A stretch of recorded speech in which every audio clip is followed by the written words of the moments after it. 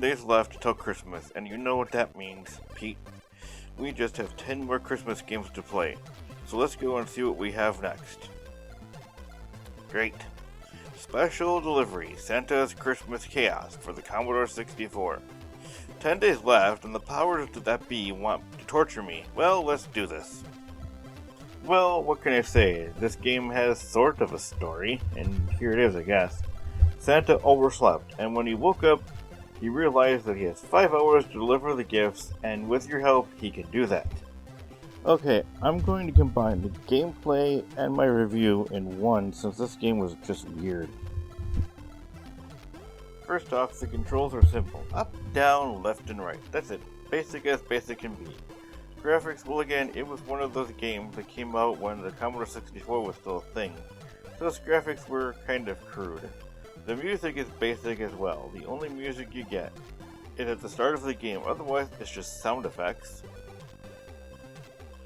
So here are the issues I have with this game. Well, keeping in mind that the game came out back in the 80s, so we're going to briefly touch on the graphics. Crude at best, but that was the C64 era of games. Gameplay, well, this is about it. You go up, you go down. While you try to avoid clouds and lightning as strange V-like creatures drop the gifts from the sky, and you have to catch them in their sleigh. I want to ask, why do clouds slow you up when they're just water vapor?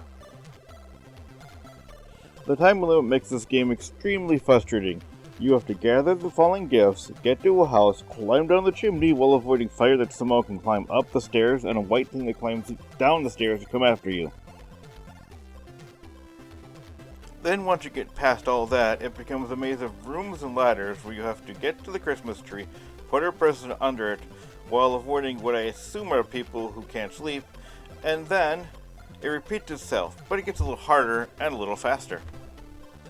For a C64 game, Special Delivery Santa's Christmas Chaos is, well, a piece of C64 gaming history, but still, it makes a list of bad or strange games so far, with basic controls, basic music and sound effects, strange clouds, and other obstacles that make no sense.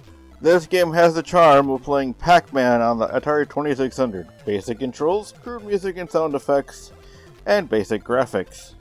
Hey, Paul here. Just want to give thanks to all those who supported me on Patreon and remind you that for a limited time, you can go to my merch shop and get yourself one of the Big Flood holiday shirts.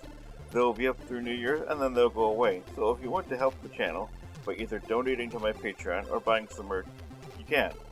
Or you can just hit that subscribe button, and that is a gift you can give me that won't break the bank. Also, I will have a link to my Devaint Art page as well. I have been doing some pixel art, so you can take a look at that as well. If you want some videos on that, let me know down in the comments as well. Anyway, for Pete, I am Paul saying peace out and stay frosty.